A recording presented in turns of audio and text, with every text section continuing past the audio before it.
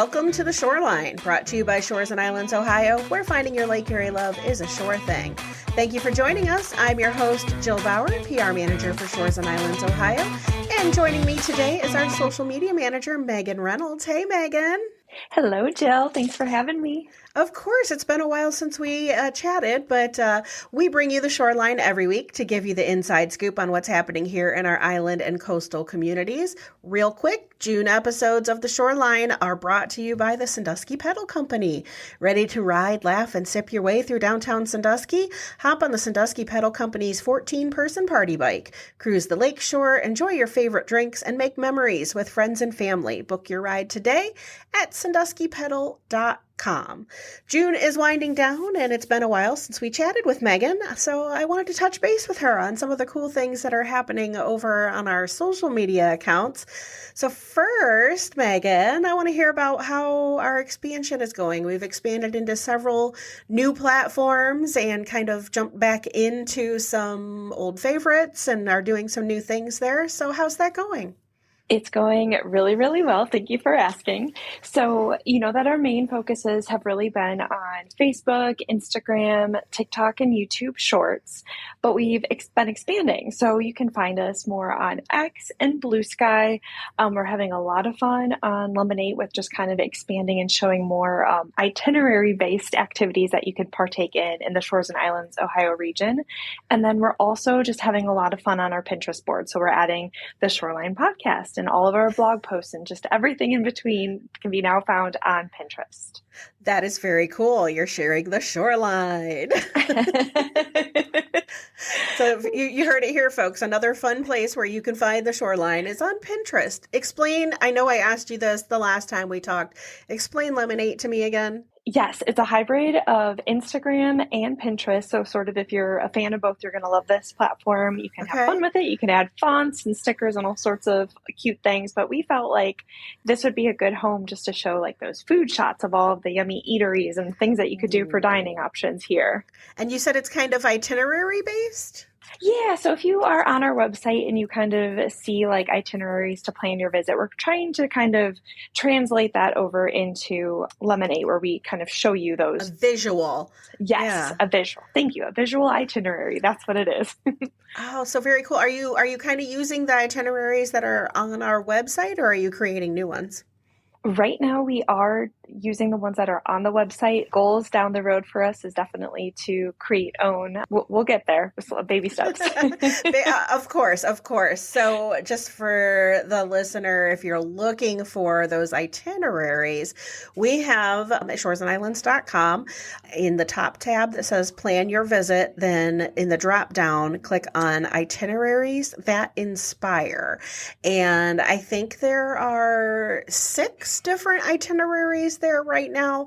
So there's like a romantic getaway and a family fun getaway and a girl getaway. And, so just kind of different trip inspiration. And then if you are so inclined, then head over to Lemonade and kind of get the visual of those itineraries. That's a lot of fun. I love how you're doing that. Also, if you're a fan of Spotify, if you're listening to us there, when you're done listening to this podcast, you need to go over and check out our new curated playlists. So Megan, where did that idea come from, and what kind of playlists do we have so far? Yes. So, we're on 13 different social media platforms, and we're like, that's not right. We need to, up it a little bit. So it's not enough. It's not enough. It's never enough. So we rounded it up to 14, and we've created a Spotify playlist. And we're so excited for this because, as everyone knows, music is just the universal language for all of us. And we thought, how cool would it be to like set the vibes if you're on the Miller getting ready to go over to the islands, and let's set the tone for you. Or if you're, again, speaking of those itineraries, you have a weekend getaway with the girls, we're going to help you just get the evening started. Or if you're going for a brunch date, we're going to help get you ready with some just mellow music. And we're so excited about this. And we're just going to keep adding more and more to it. And we can't wait to hear what everyone thinks of it. So we'll be sharing it to social media and getting the word out that it's there for you. And we're always open for suggestions as well. So if you have a song that you'd like to see added, we are here for that. Oh my gosh, this is so much fun. Right. So, you could have the soundtrack for zooming around the islands on a golf cart. Yep. Or speaking of our June sponsor, the Sandusky Pedal Company, you could have the soundtrack for your pedal party in downtown Sandusky. Yes, exactly. Oh my gosh, this is so much fun. Okay, your job is too fun, Megan. I'm sorry. I'm gonna have to put my yeah. foot down. I mean, and go ahead and shout out our summer intern, Chloe. Yes. She's been helping you with that as well. Oh my goodness, yes. So, there's a lot of fun ideas and a lot of fun that you can have with social media, but being one person, it's not always, you're not able to do it all. And I want to do it all. So Chloe has been amazing. She has just dove right in and has helped out. Our Pinterest page is what it is right now because of her. The Spotify playlists are with thanks to her. So we're definitely having a lot of fun, and she's been a great asset to our team. We're so happy to have Chloe here with us. Yeah, that's awesome. So a recent graduate of St. Mary's High School, and I think she plans to go, is it Miami University? Dayton. Dayton. Oh, that's right. That's right. Yes. Dayton University. She is headed to in the fall and hoping to get into marketing and social media. So working with us this summer, I hope she's enjoying it and hope she hears this and gets the shout out. But yeah, I mean, how fun is that to come to your summer job? And, today I want you to make a brunch playlist. I know. I'm like, this is a fun way to get to know me. I'm sure. I'm just like, okay, so today we're making playlists about this and this. She's like, okay. Perfect. So lastly, Megan, can you quickly run through the photo contest that we have going on right now? I know we announced it. It's kind of running from Memorial Day to Labor Day, but let's remind the folks what we have going on right now. Yes, absolutely. So this is an exciting photo contest that we're running through Labor Day weekend. We want to see your photos showing all of the Lake Erie love. So if you're at a restaurant and you see one of the chairs, we want you to snap a selfie, tag us in it. If you see the fish, Wiley, we want you to make sure you stop and take a photo. We do have him here. Is it Old Man Wiley? We have the OG. We have the original Wiley walleye out in front of our Port Clinton Welcome Center. Or, I'd say it would be okay if you see the young spry, the walleye. He's usually in downtown Port Clinton somewhere. You can snap your picture with him too. Yes, exactly. Exactly. And then also our Lake Erie love sign. So we want to see your photos with your family, with your friends, being creative, having fun. If your account is private, we just ask that you send us a direct message or just showing us that you took the photo. And we're going to have 3 incredible prize packages. For instance, one that I'm personally excited about is that you're going to have an overnight stay. You're going to get Halloween weekends tickets. So in the fall, you could plan your visit here, spend a weekend. Yes, they're all about in the $100 range price point, if not more. And we just really want to see your creativity and having fun with us all summer long. So I probably am ineligible to enter being a staff member of Shores and Islands, Ohio. But I will say that we just got an incredible picture with a Lake Erie love sign. You were with me. Yes. and for our listeners, we got to take a group from the Midwest Travel Network, a group of content creators over to Kelly's Island. And we have one of those amazing Lake Erie love signs on the shore right across the street from West Bay Inn. And we took a great group picture there. So you could get a picture of your family or, whoever you're hanging out with that day. Lake Erie love signs there's one in Port Clinton at Waterworks Park. There's one on the beach in Huron at Nickel Plate. I mean, there's all kinds of cool Lake Erie love signs around. You mentioned the Adirondack chairs in several different locations. We also have a really cool mural on the building here in downtown Sandusky that's got a little bit of Lake Erie love on it as well. So wherever you see Lake Erie love out and about, another one that jumped out at me is at Solstay. They have a giant Lake Erie love on the side of their building as well. So wherever you spot Lake Erie love, get your photo, send it in, either, direct message to our social accounts or just post it to your accounts and make sure you tag Shores and Islands, Ohio. Yep. Easy peasy. And so much fun too. We can't wait to see all of the photos. Oh my gosh, me either. That is going to be a lot of fun. And that runs through Labor Day, is that correct? Yes, Labor Day weekend. Awesome. All right. Well, be sure to follow along on your preferred social networks for all kinds of great content from Megan. And if you don't know where to find us, most of those links are located at shoresandislands.com, or you can search for Shores and Islands or Shores and Islands, Ohio on your favorite social networks. Thanks for joining me today, Megan. Thank you so much for having me. Next, to lead us into our episode topic for the day, please welcome to the program John Limber, Shores and Islands, Ohio's Sports Tourism Coordinator. John joined our team earlier this year, and this is his first time on the podcast. Hi, John. Welcome to the podcast. Hello, Jill. Thank you for having me. Of course. So the reason that I asked you to join me today is Ironman 70.3 Ohio is coming up. And in a few minutes, we're going to revisit an interview we did last year with race director Casey Gilvin. But first, you've been involved with this year's event, the planning a little bit. So it would be a great opportunity to talk about this event, which is coming up next month. So when is Ironman happening this year? So the race itself is happening on Sunday, July 20th. Athletes and their families, their friends, they're going to be coming in, that Thursday the 17th, that Friday the 18th, getting checked in, getting their bikes dropped off. But that big race day, Sunday, July 20th. Awesome. So is there anything that's new this year that's planned as part of race weekend? There is, but I'm sworn to secrecy on some parts because the Ironman folks and the City of Sandusky folks, they're like 97% the way there. But I can tell you, there's some things I'm allowed to spill. I just can't spill all the beans. Well, spill a couple beans. The kids event is coming back this year. Awesome. There's going to be a half mile and a 1 mile option for a kids run that's going to happen on Saturday, July 19th. So that day before. It's going to happen that Saturday the 19th at 8:30 a.m. That's so cool. So is that event for just kids of the athletes, or can local kids sign up as well? I think that's part of those details that they're still ironing out, like that last 3%. But all of the details, once they're finalized, because we will announce it on all of our channels, but then you'll also be able to find everything on our website at shoresandislands.com/Ironman. Awesome.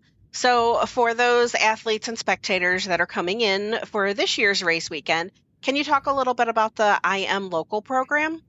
Yes, the I'm Local program is a way for the Ironman folks to try and connect with the community, to be able to give something back to the athletes, to the supporters, to their friends, their family, where they'll have deals, discounts, and local business information that's going to be different than what they might find on Google or anything like that. So if somebody is traditionally closed on a Sunday, maybe they're going to open up to be able to have their doors open for the Ironman folks, because that race starts at 6:30 in the morning.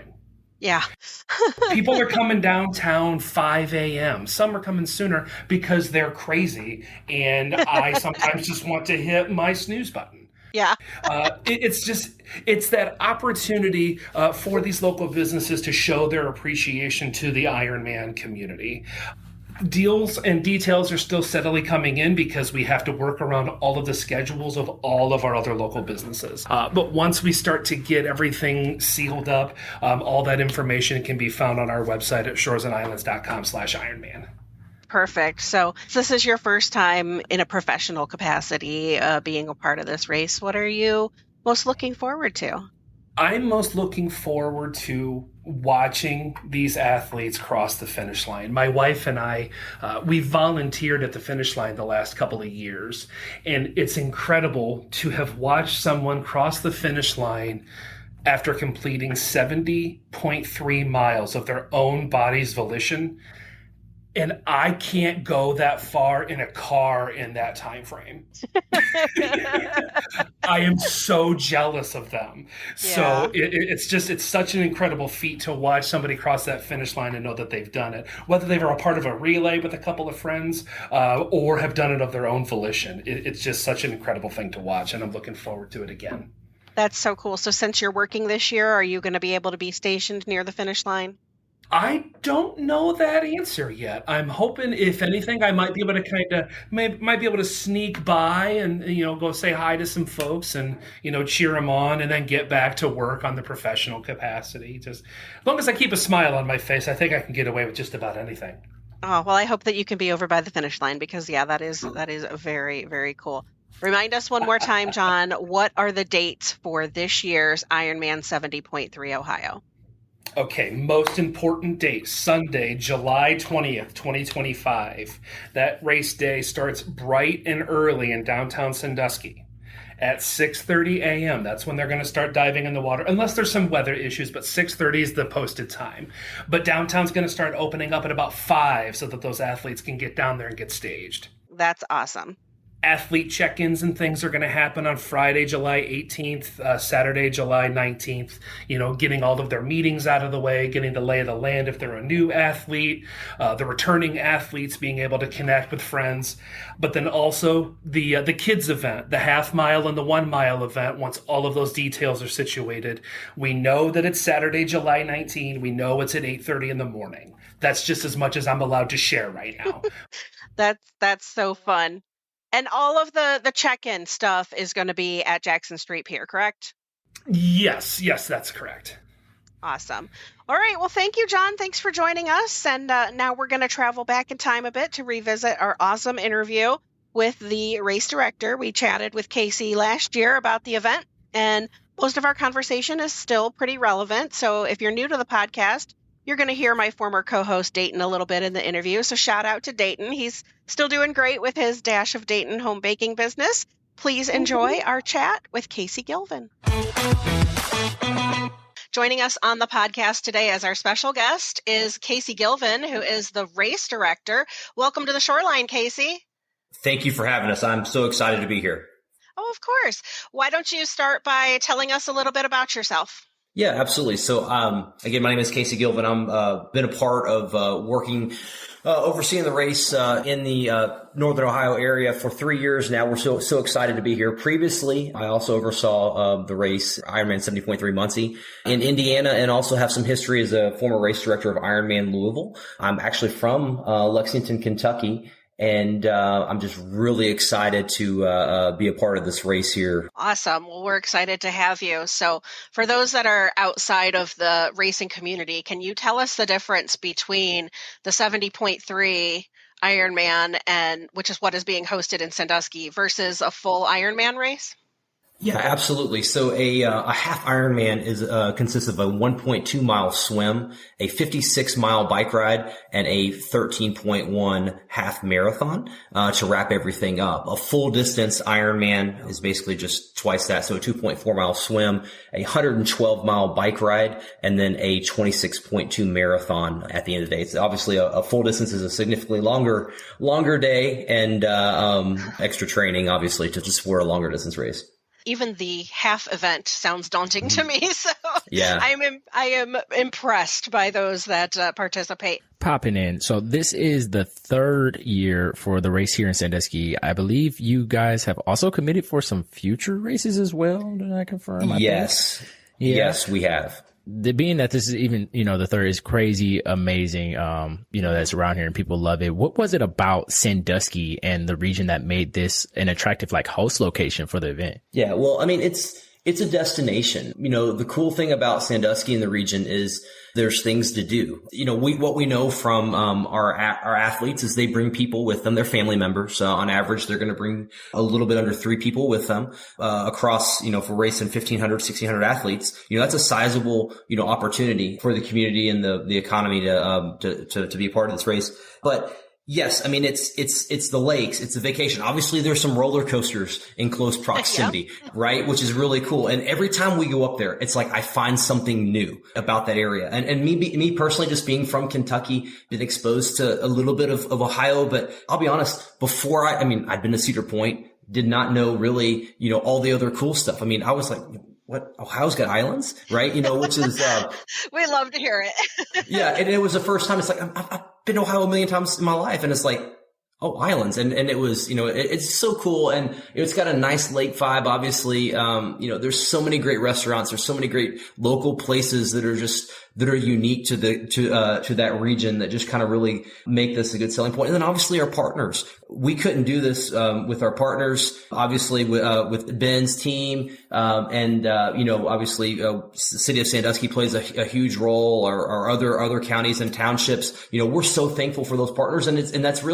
a daunting event. I mean, this is something that we know that if we're racing 1,500 athletes, there's going to be another, 6,000 people in and around the community, plus, upwards of another, 800 to 1,000 volunteer positions to support this race. There's a lot going on, and it takes I wouldn't say a small army. It takes a large army of operations and communication and working with all these different partners to make it work, because it's a destination. I mean, you're going to see people come, spend a couple days, take part in, the local amenities, the food, all the cool stuff that's in and around that region. And it's so nice to really see a community really kind of just welcome it. And year after year, I mean, like I said, this is year 3. Year 1 was amazing. Year 2 was like, wow, like they just embraced it. And obviously year 3 is going to be even more exciting. There's no doubt. There's a lot going on, and it seems like you guys handle it very well. And it seems that everything runs smooth, at least for the most part, at least to the bystanders. It's been amazing having it around and seeing it kind of in motion. 1,500 athletes is crazy. Can you tell us a little bit about the course in particular? What should participating athletes, expect? I know there's some cool aspects too, especially with the start that you'll probably touch on, but is there anything that athletes should expect with the course? Yeah, absolutely. So we'll start with the swim start. So obviously being right there at the Jackson Street Pier, one of the very first things when we started looking at Sandusky, we'd identified, we'd been in and around the area trying to identify obviously where are we going to start the race and how we're going to start the race, right? With how we're going to get in the water. You'll see, with the swim finish, we have a dock system that kind of we float in. Basically, it's an easy dock system that the athletes can run up a ramp and then go from there into the transition area. But one of the challenges is, hey, well, where's the beach? Where can our athletes just kind of walk in? And we were actually, this is no joke, we were working with a couple of our local groups, James Kennedy Jimmer down at the marina, and then Donnie Huntley, who's with Kelly's Island. They're like, one nonchalant, off the wall conversation. Hey, what if we just brought a ferry boat in there and then we started off the ferry boat? And it was like, that's brilliant, right? That was brilliant. And it was not Ironman. It was Donnie and Jimmer. And they're like, yeah, I think we could do that. That sounds great. And so, you have this thing that's kind of forming as this iconic swim start, right? It's unique to our portfolio. Nobody does anything like it. And that's really cool. And then, going from there, the swim, it's a protected area of the swim, compared to, if we're over, into Lake Erie proper, it's a little bit different. So, and then on the bike course, it's a flat bike course. It's a fast bike course. And from there, our run, I mean, it's a 2-loop course. You are going to have a ton of interaction amongst fans and spectators and family members rooting you on and really, helping you get to that finish line, because everybody's racing for something, whether it be if they're training or if they're racing in honor of somebody. And hey, at the end of the day, it's tough, right? I mean, there's some athletes that are going almost 8 hours and 30 minutes, and that's a big commitment, right? And seeing, and that help, and then seeing, people on the streets playing music, throwing sprinklers, that motivates you and just keeps you going a little bit more, right? And that's so cool. And, you're going to have a great opportunity with a bunch of aid stations that are going to be out on the course, and they're staffed with a lot of local groups, nonprofit groups and other groups. And they kind of put their own little twist on each area, but it's a fast course. Bike course is fast. Run course is fast. The swim is going to be a naturally protected, because it's not, we don't have a lot of the waves that we would see in somewhere else with an event, but it's a great first timer race. And we do see that our numbers show that it's a race that people come to and start, as their first entrance into this half Ironman race. Well, speaking of that, so you mentioned there's, roughly 1,500 athletes, and a lot of them are doing their first race here. Mm-hmm. Where do these people come from? Where are the athletes that are participating? Are they primarily from the Midwest, or are they coming from all over the country or the world? Everywhere. I mean, obviously we'll get a lot that are in driving distance, that are regionally. We'll pull from, 3-4 4 hours away. We haven't looked, I'll be honest, I haven't looked at the registration metrics yet to see what other countries that people have come from. But I think last year we had some people from South America that had come. We had some people, from other countries. We had Canadians, and that's fairly, that's normal, right? And the cool thing is these people are coming to this region, right? To experience the region. And they're going to stay for 5, 6, 7 days and have a blast and see all the cool stuff that's up in this area. But yeah, they're from all over. We'll have a lot of locals, and I think that's the cool thing about some of the Midwest races is that you have a good mix of groups that are within driving distance. And then you also have people from across the world, because in the end, a lot of these individuals, while some of them it is their first time, a lot of them are racing for a world championship slot. Oh, explain that. So they can go on to another competition from here? Yeah. So depending upon how they finish, if they finish, in their, at the top of their age group, they can then get a slot to then take part in the world championship at a later time. So it's kind of a roll down process. So say, for instance, if you're the first in your age group, you have that opportunity to say, I want to go race in the world championship. Or if you say no, it kind of rolls down. And so that's something that's really cool. On Sunday during the awards ceremony, we'll do the roll down right after, and you'll see all types of excitement because again, a lot of people are it's their first time. They're pumped to do it. And then also too, you'll see people that are competing to try to go to the world championship. And they punch their ticket to go, which is really cool. And there's a lot of excitement that comes with that.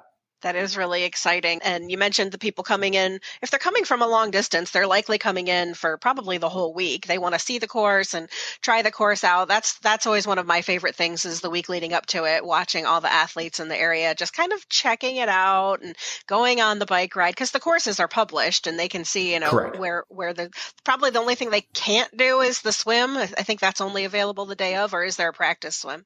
There is no practice swim. We asked, there's some alternative places where if athletes kind of want to acclimate to the water, we'll ask them, during our race briefings, hey, where to go. But yeah, there will be no practice swim, but there will be tons of people out on the bikes, reconning it, on their bikes, or also driving the course, race weekend. You'll see the same thing during the run course too. And there's people that have all the GPS metrics, all the analytical data in regards to, the elevation changes, slight elevation changes on the bike. There's not much. But they'll have all that published it, and there's videos of it all, because, it's a big deal. People have been training for this event for a very long time, and, they want to ensure that they're 100% prepared for this, and to, when they finish, they have everything there to do their very best. That's awesome. So talk a little bit about what Ironman has available for the spectators that are coming. Like talk about Ironman Village at Jackson Street Pier. What can people see there? Yeah, absolutely. So, the Jackson Street Pier is kind of like one of our main hubs for the event. We'll have our big merchandise area that we'll have the opportunity to purchase a wide range of Ironman apparel, race specific stuff, for this, for Ohio's race.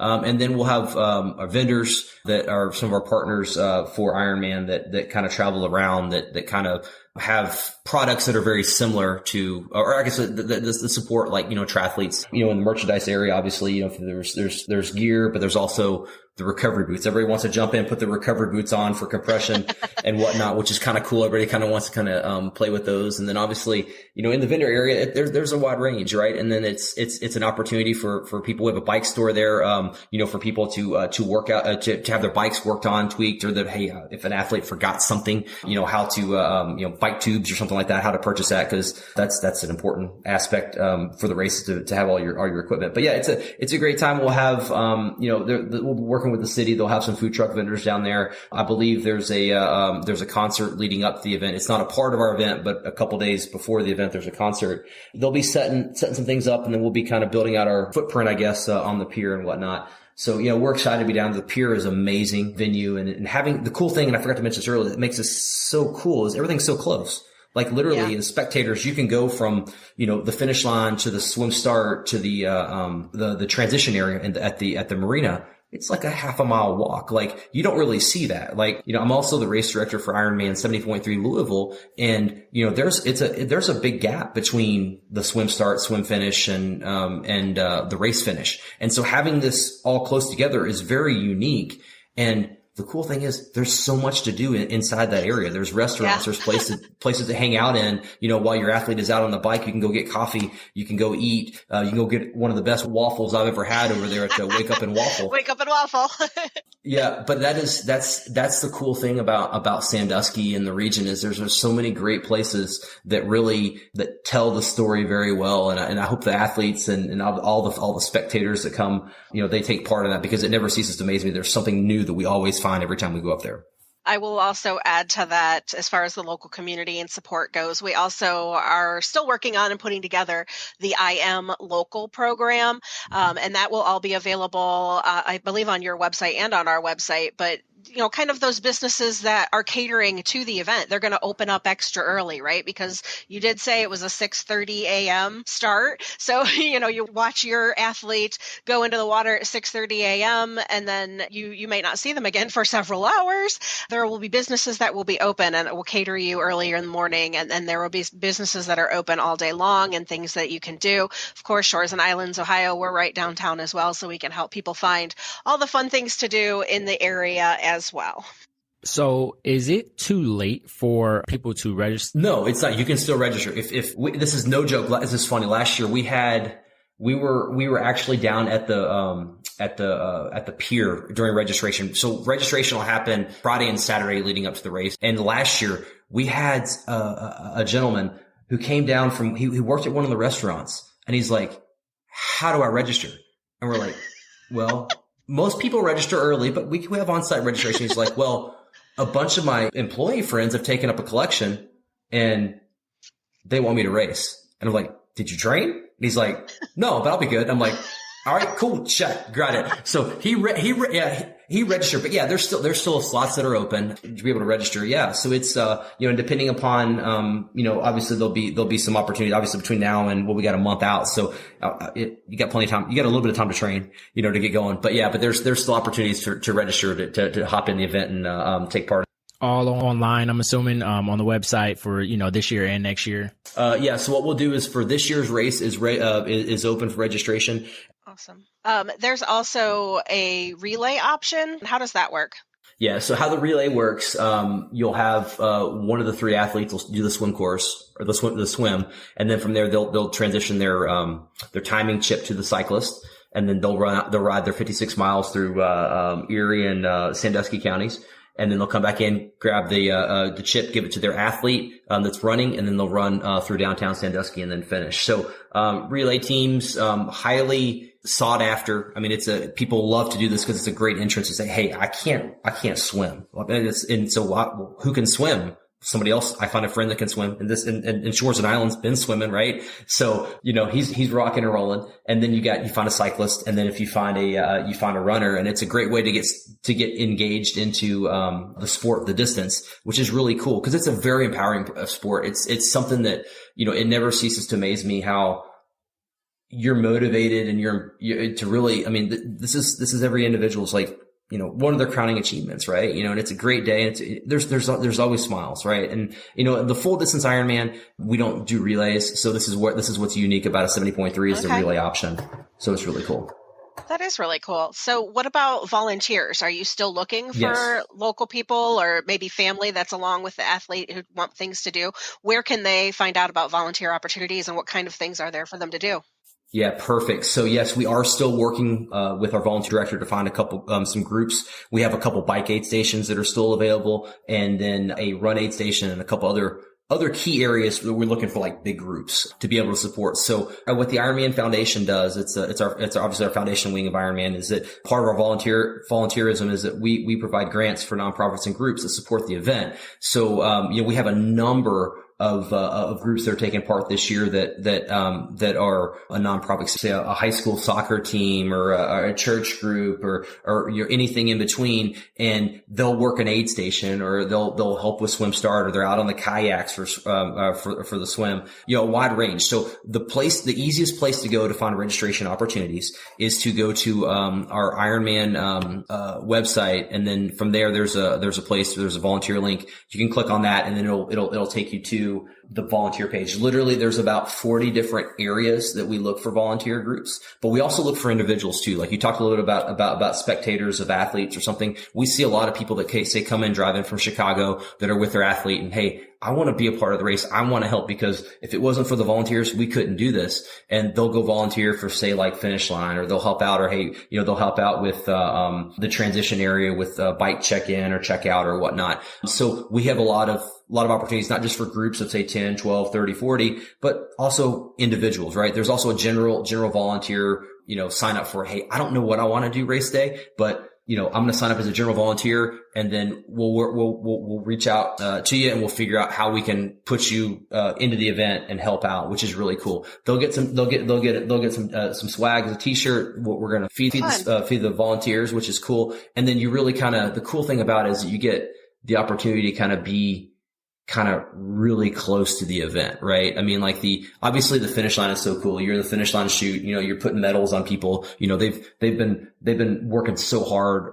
all day to finish this race. And, that there's a lot of excitement there. And then being out on, say, the kayaks and seeing, and helping people, find their way in the water, or helping people in the aid station. And you will find that athletes are so thankful for the support of the volunteers, not just the volunteers, but the community to put this event on, because again, we couldn't do this without the volunteers, right? They're really the face of the event, and they're that personal, nobody sees the race director, right? We're the ones putting out all the fires and making sure everything works, but you see the volunteers, right? And so that experience matters. And, the volunteers, Crystal's our volunteer director, and she's doing a great job. She's been with us since the start, up in Ohio, and, seeing the groups come year over year, which is awesome. And, but like I said, we still have some spots. We have some spots in Sandusky County still for some 2 aid stations out there. And then we have, like I said, I think there's 1 run aid station, in the city and whatnot. And that's one way to get word out. And then there's also I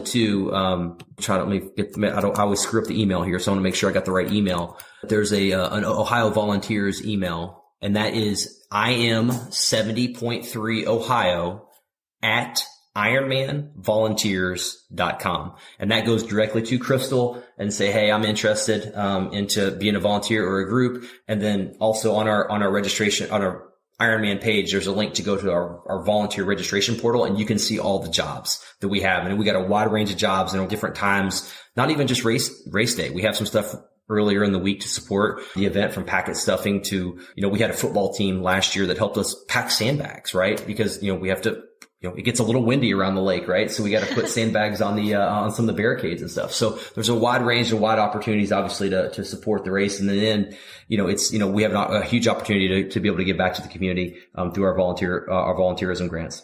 Lots of information, lots going on. Awesome to see. And yes, the volunteer basis is amazing in the work that everybody's doing. You just gave us a little bit of one. So you gave us a contact and information for volunteering, for general information and everything, Ironman series. Where can people go to find that? Yeah. So if you, the very easiest way for everything that Ironman is our direct website, www.ironman.com. And then you'll be able to see our entire race series, our events from our full distance to our half distance races. There's opportunities to see some of the, to get an idea of kind of support for training programs, and other resources. One things I will say that also is great, not just for the athlete, but for the volunteer, for the spectator, is to download our Ironman app, especially race day, because you're going to get a whole slew of information supporting the specific Ohio event, be able to track athletes with anticipated finish times, and there's any announcements that pop up, right, with anything that comes up race day, because there's always something that comes up. But the website, and then for sure the downloading the app, are 2 huge resources for everyone involved. That's great information. Thank you, Casey. Is there anything else that you wanted to share in regards to the Ironman 70.3 Ohio? Hey, we're excited to be here. This is, of the races that I have supported, and been a part of, either as being once as a volunteer, to an operations, kind of a captain, to a race director, to a participant. The greatest thing about this race is the community support, right? I mean, it is mind blowing, how the region and the area has really embraced the event. And really what happens is they're making that moment for the athlete, right? And that's, that's such a cool thing, because it's It is a destination. There's so many great, cool things there, and it's so fun. And I think that of all the races, this is by far my most enjoyable one. And it really comes down to the community, and to our partners and the support that they have helped with this event. And this race feels like it's been going on for 15 years. I mean, it really does. And we're in year 3, and that 100% credit goes to the community, our partners, and just the willingness to say, hey, we're going to figure this out and we're going to make this one of the best events around. Well, that was awesome. Thanks to my teammates Megan and John for joining me today. And special thanks to Casey Gilvin from Ironman 70.3 Ohio for chatting with us about this special event.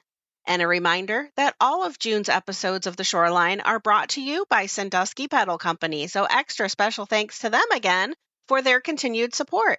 And of course, thank you for listening. If you enjoyed this podcast, please be sure to like and subscribe wherever you listen to podcasts so you don't miss a minute of the action here in Shores and Islands, Ohio. You can also find more information, including past episodes, online at shoresandislands.com. And we will see you next time on The Shoreline.